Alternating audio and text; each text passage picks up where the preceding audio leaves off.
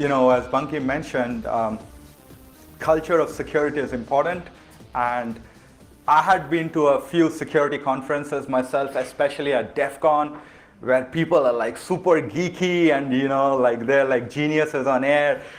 And I was like, I want to give a presentation, but what should I talk about? So, okay, culture is universal, Anybody can talk about it, even if you haven't built the latest, coolest tool. So that's why I chose this topic. So just share my story. And like as this slide says, this is one sign, but it means different things for different people. And that is one of the challenges. Maybe one sector is developers, one sector is sysadmins, one sector is management, and poor InfoSec on the other side. So I just wanted to share my story, So back in 2005, 2007, I was at New York City. I was working for Goldman Sachs, and it was at Wall Street. I wasn't wolf of the Wall Street. I was more like sheep of the Wall Street. It was high pressure environment for all of us. People worked hard and played hard, and it was high power processing. And we talk about SOX and separation of duties, but when it is 2:59 p.m. and if you miss the feed, the company loses $1 million, like 10 managing directors are around your desk. The developer updates the production database directly, because who cares about compliance when the company is losing money? So we passed compliance anyways. So next, I had to take a break, so I went to a little more relaxed environment. The neighboring state, Connecticut, it was a beautiful place called New London. The company was called Pfizer. And instead of Wall Street bankers, we had mad scientists. So they were walking around their lab coats, and they were well respected. We didn't know what was going through their head.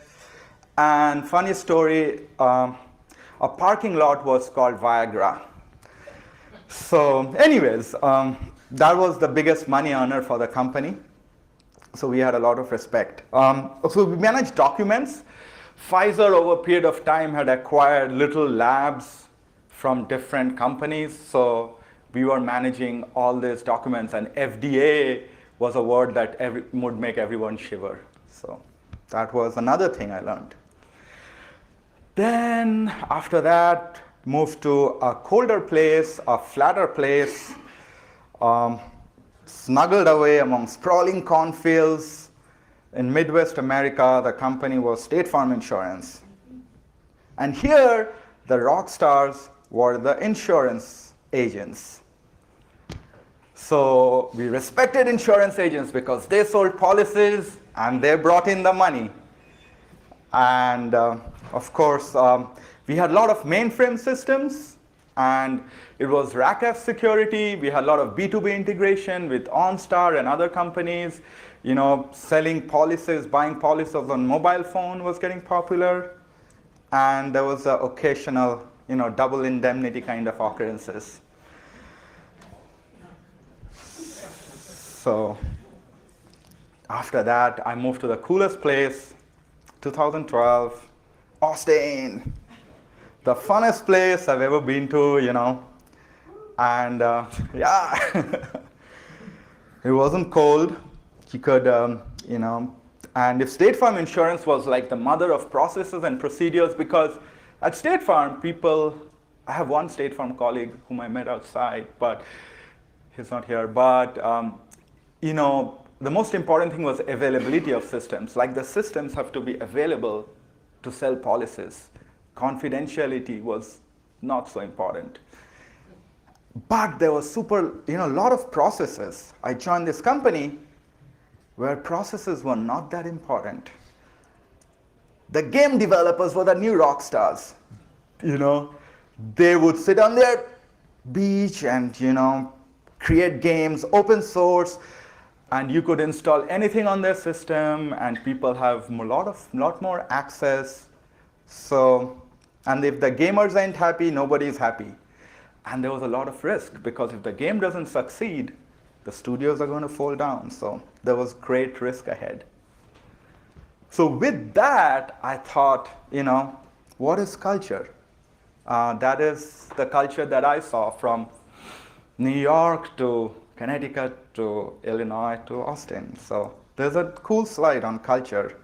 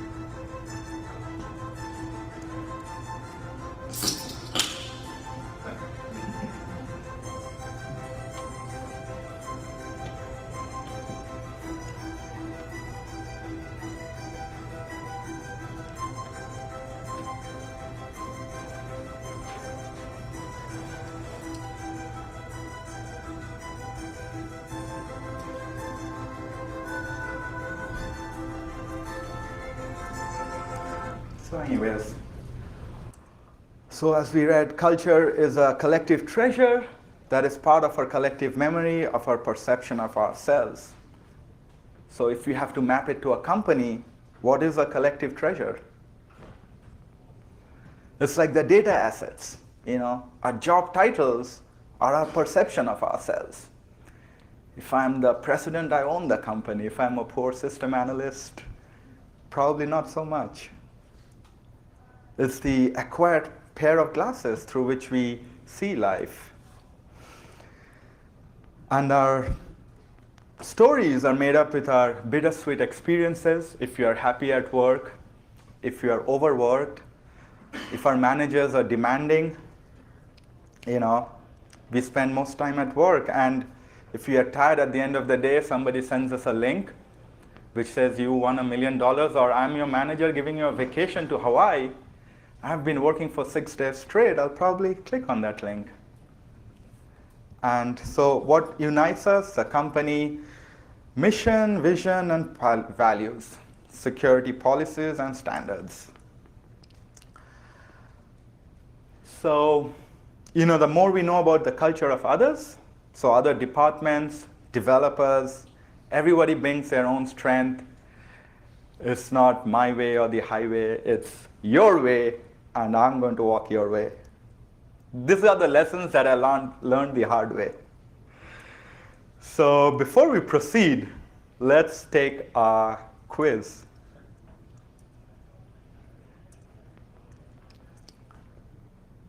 Okay, anybody would like to take a guess? What is the average estimated cost per record of a data breach? 9 cents. Sorry? C. Okay, it's actually somewhere in the middle. It really depends on the impact of the breach, but as the volume goes up, the cost goes down, but the mean is 58 cents. Another one.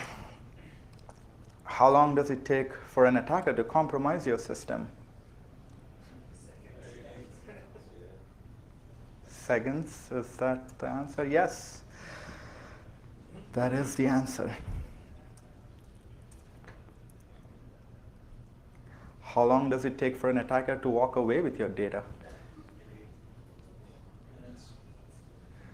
Minutes, yes. Most of the times, 28% of cases, it took the attacker less than a minute. How many vulnerabilities do you need to defend against? 7 million. And 1, 4, and 2, 1 and 3. Yeah, actually, yeah. There was 7 million, but that we'll come to more details on that.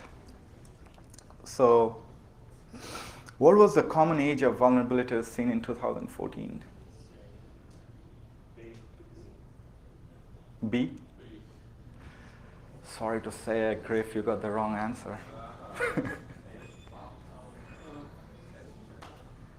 Yeah, this is from Verizon data breach report. And the funny thing is, most of the vulnerabilities, like the CVEs, were from 1999 to 2002 range.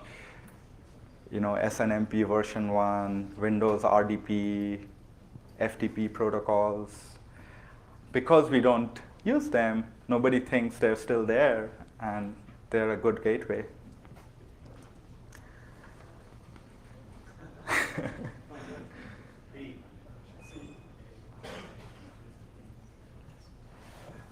It's actually the worst that it can be.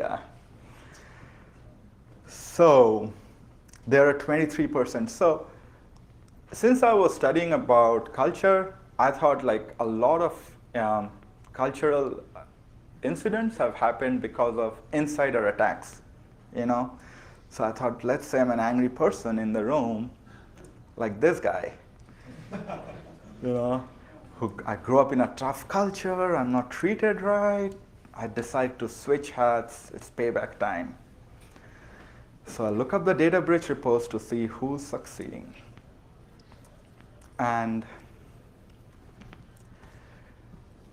you know, like,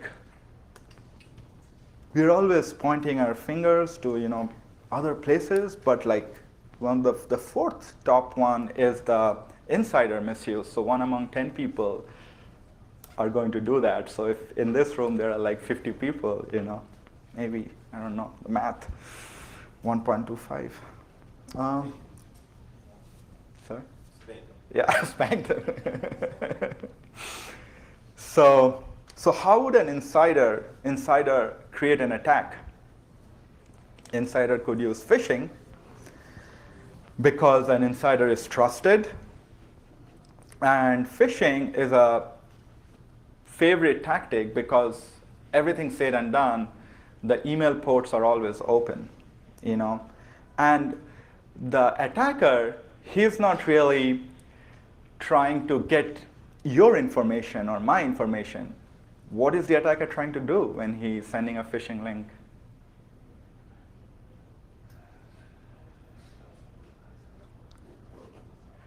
The attacker is basically trying to establish a foothold into your organization. So, and most of the cyber espionage events have featured phishing. And it says like, the data showed that nearly 50% of users open emails and click on phishing links within the first 1 hour. And who are the people who are mostly targeted for phishing attacks? Not the security professional, but maybe somebody who has to open PDFs every day as a part of his job responsibility. So like the customer support people, the HR, who has to look at resumes. What can she do? She has to look at it. So what can we do in such cases?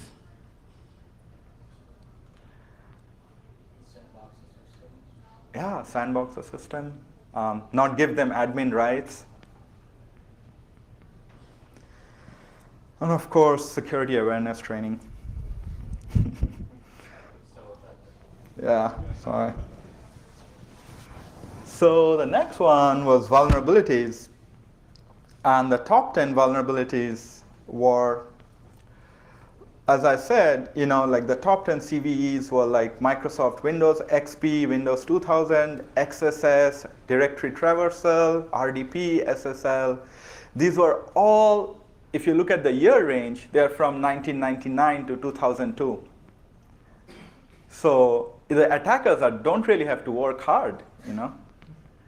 They don't have to go out and create the latest 0 day. It's like a million days.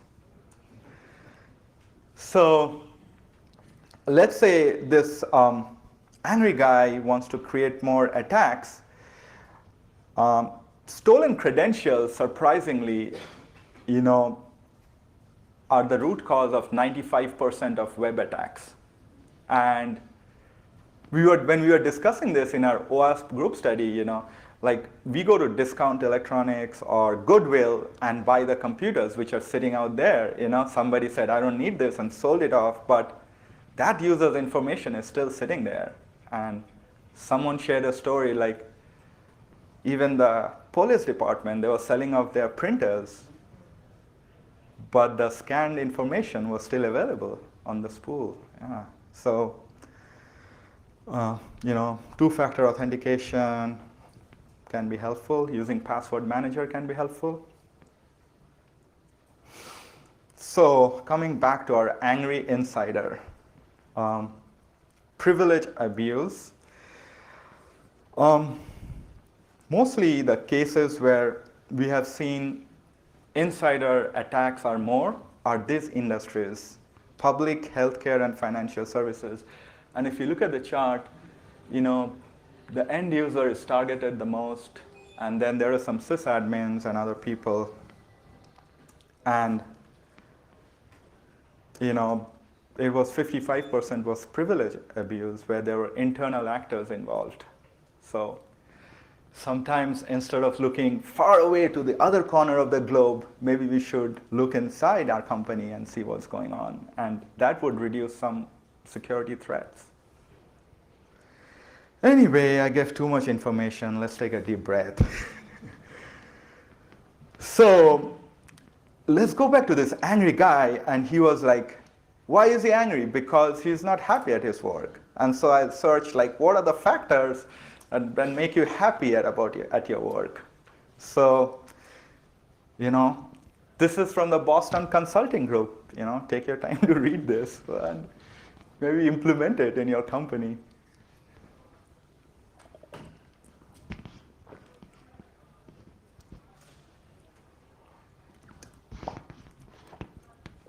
Surprisingly, appreciation for work is number 1. And salary is number 8. So how much importance are we paying to this when we are getting the latest shiny tool? So security is all about the attitude. The little guy chasing the big vendor. So these are some of the best practices that have been implemented by companies that have made these subtle changes. So one, they have made security regional. So today's world, there are global companies in all different parts of the world.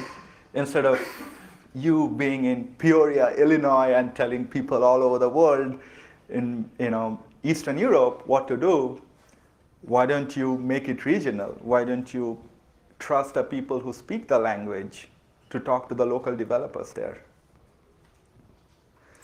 Business continuity drills, how much of tabletop exercises do we do? Like just pen and paper. What if this blows up? What if this happens? Not enough, I think. Business training for security professionals. It's not the other way around. It's like we as security need to understand who are the rock stars in this company, who brings in the moolah. And then security awareness. The study has showed that a lot of companies trust their own security team to create the security awareness training, but somehow the message is more well received when a separate communication team is doing that, because that probably leads more credibility to the situation. And then the 5th one is really hard, because what if you don't agree with what your manager says?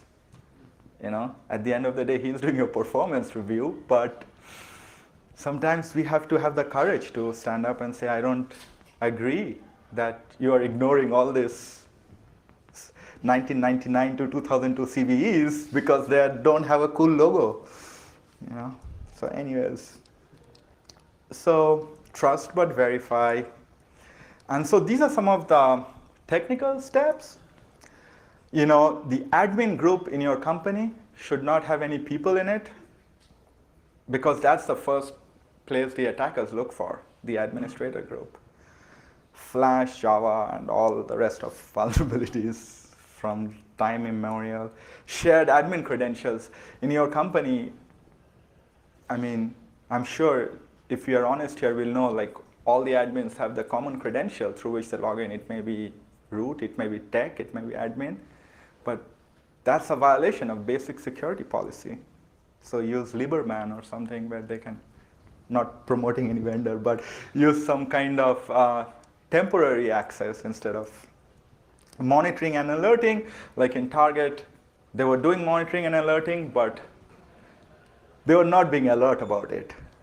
They were just monitoring. So look at the logs and take steps on it. Threat modeling, find out what the attacker is going to go for. What is the treasured jewel? What is your crown jewel in your company? What is the most precious thing in your company? It may vary from company to company. If it's a government, it's something else. And then segmentation of networks, leave your dirty network aside. Have the clean network and have those segments clearly defined, have proper access control rules. So anyways, those were the technical steps. So I thought, since I studied like what are the 6 indicators of happiness. Again, coming back to happiness. So this is really universal. So if you want to be happy, you need to fulfill all the 6 criteria. The first is health. By health, if I have to translate to the computer world, I'll say patch it, don't have CVEs. That's good health. Second is youthfulness. We have to have a youthful spirit. We'll learn more. So if I have to translate, discard your obsolete systems. Know what you need and get rid of the old stuff. Have a data classification policy. Third is good fortune. Some companies are just plain lucky. They haven't been hacked, Or maybe they have been hacked. They don't know. So you can call it good fortune, good karma, or whatever. Fourth is wisdom, Do your own periodic scans, do your audits, know where your crown jewels lie, know what the attacker will go for. These are universal criteria, so you can take it anywhere. Fifth is passion, and by passion I meant like, your manager trusts you, you get training, you can work from home, you have flexibility. It's a healthy environment to work in, not where everybody hates each other, giant egos or something. Sixth is conviction, know what you need, deploy only what you need, and have defense in depth. Least privilege. Some of these I'm stretching a little bit. So what's the conclusion? A happy company is a secure company. A happy person is a secure person because a happy person doesn't have any insecurities. Thank you. And that, my friend, is the culture of security. Thank you.